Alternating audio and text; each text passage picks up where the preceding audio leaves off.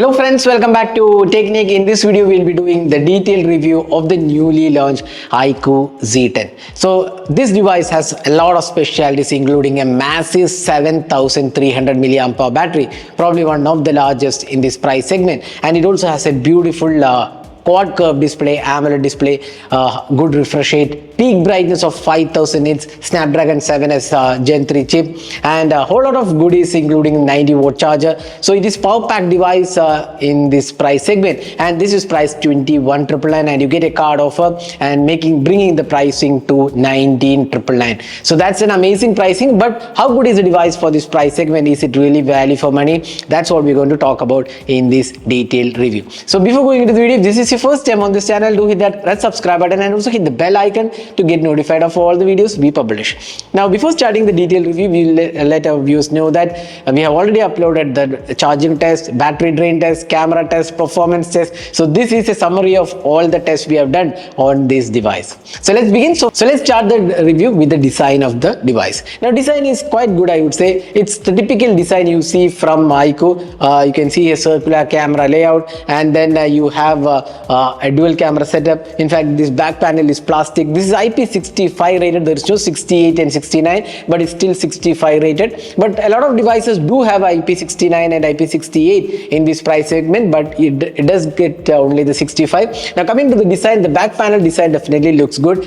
You have a pattern on the back panel, and the slimness of the device is good. It's just under 8 mm in thickness, around 7.9 mm in thickness, and weighs around 199 grams. So in that aspect, I would say, considering that it has a 7300 milliampere battery, iQOO has done a really good job in bringing down the slimness. It's not thick, it's not heavy, it's the ideal weight, I would say, in terms of usage. And the slimness of the device makes it easy to use. And also the edges are slightly curved. Also the display is quad curve display. That makes the device easy to handle.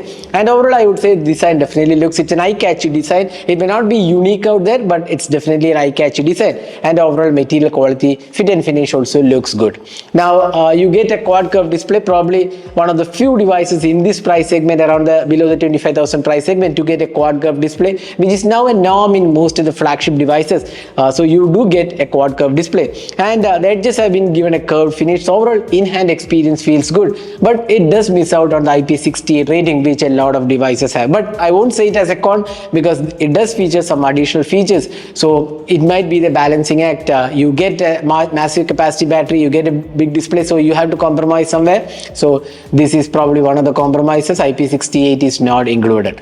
Now, apart from that, the design is good. The build quality, fit and finish looks very nice. Let's move on to the display. Now, this is one of the strong points, as I said before. Quad curve display. It's a beautiful quad curve display. Great brightness levels. In fact, 5000 nits of peak brightness. Probably again, first time you're seeing this much brightness in this price segment. And also 1500 nits of high brightness. So again, very good. Especially outdoor visibility is very good actually. Even in bright sunlight, the display visibility is good. The colors are really nice and wide. And overall quality of the display looks good. And especially that quad curve display makes a really good experience, especially in terms of multimedia experience. And also the bezels have been kept very minimal. So ideally, this is definitely one of the best displays we have seen in this price segment, and also one of the brightest displays, making it a really great deal. It's a full HD AMOLED 120 Hz refresh rate. So overall display quality is top notch. I would probably give 10 on 10 for the good display experience on this device. There's also 3840 Hz PWM dimming, and it is automatically activated when you're using the device in low brightness. The screen also has short sensation up glass protection, so that's the protection available, and it's a really vivid display out there.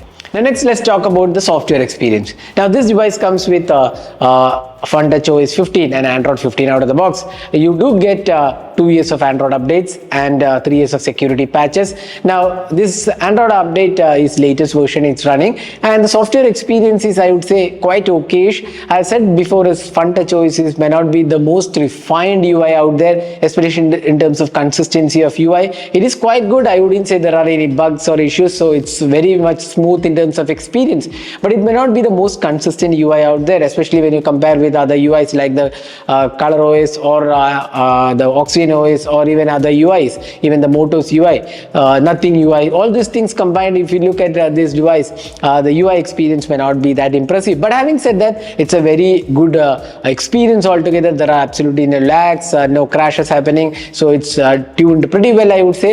So that's the software experience, and you do get all the customization options you generally find on the UI, theming, wallpaper support, icons, all those things are included, and it's a pretty good UI, I would say, in terms of the budget segment. But again, when comparing to the other UIs, may not be the most inspiring or the consistent UI out there. But you do get 2 years of Android updates, but I would say 2 years is maybe less. 3 years would have been definitely better, at least in this price segment, because few devices are offering 3 years of Android updates. There are also AI features included in the UI: AI eraser, image cutout, super document, circle to search, and note assistant. So these are some features included in the UI. Now there are a lot of bloatwares also included in the UI, but then you can uninstall most of them. Hot apps and hot games are also there, but you can uninstall most of these apps. So that's the software part. I wouldn't say there is a con in the software, but it's time Vivo and iQOO does a bit more in terms of refinement in the FunTouch. Now moving on to the performance. Now here you get the Snapdragon 7S Gen 3, very solid chip in terms of performance. Hardly any hiccups here, very good UI experience when it comes to performance. There's no lag or stutters or jitters happening in the UI, very smooth experience. And the Antutu benchmark score is also almost close to 8 lakh, and you can also see the individual scores, very good I would say. And the storage value, this is one area where we would say iQOO could have done a slightly better job. It's UFS 2.2, and you can see the storage scores are lower. Now UFS 2.2 as such doesn't make a much of an impact when you use it as a normal usage, but over a period of time it might slow down. That's just an assumption based on your usage. But again, UFS 3.1 should have been given in this price segment. That's one thing which is lacking on this device. Now otherwise, LPDDR4X RAM, you get all the 5G bands, in-display fingerprint scanner, which works very good, and you do get all the good experience. But another downside here is the speaker. It's a mono speaker at this price segment. Considering this is a multimedia device, mono speaker is not acceptable. The speaker volume is also not very loud as such, although there is a 200% volume abilities. It's kind of okayish, I would say, but definitely dual speakers should have been there. So let's quickly have a look at the sound output from the speaker.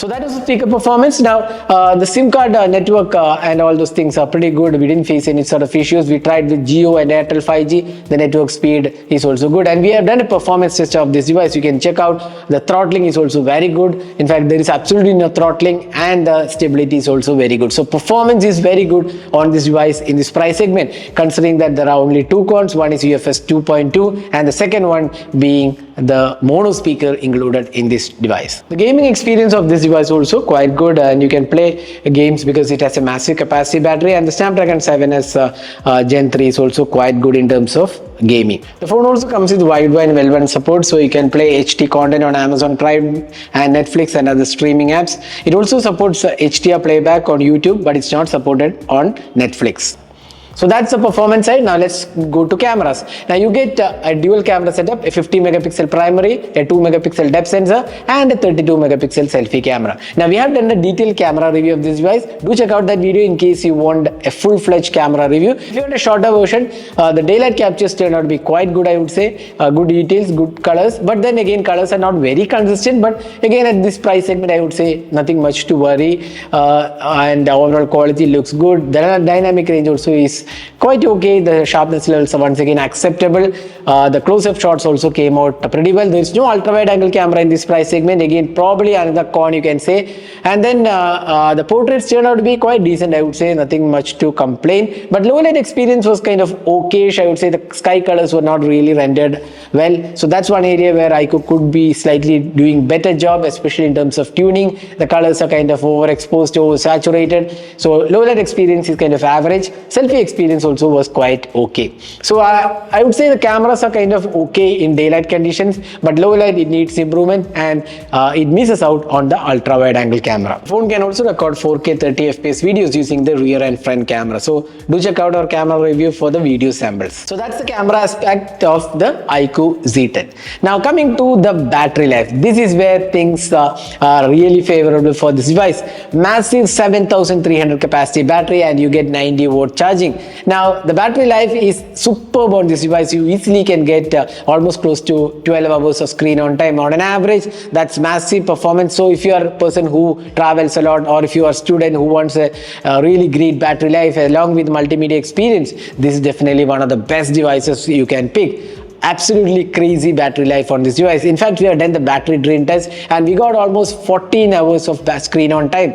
That's again, it depends upon person to person, but that's why I said on an average you will get somewhere around 12 hours of screen on time, which is seriously good for a phone in this price segment. And 90-watt charging may not be the fastest out there, but still you can charge up in slightly over 1 hour time. Again, we have done the charging test. Do check out that charging test video.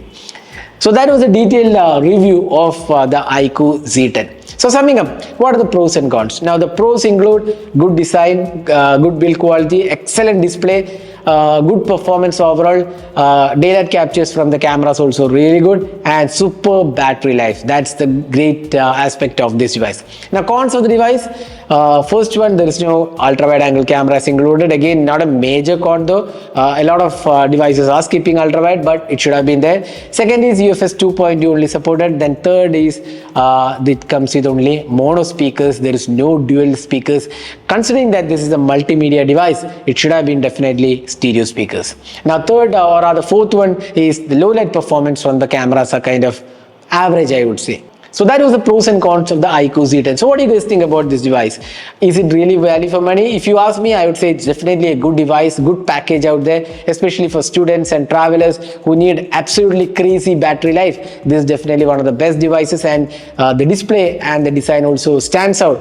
Even the display is definitely great, considering that it comes with quad curve display and 5000 nits of peak brightness. So it's a great multimedia device with stellar battery life. So that's what we feel about the iQOO Z10. So what do you guys think about the iQOO Z10? Do let us know your thoughts in the comment section. This is Namra signing off.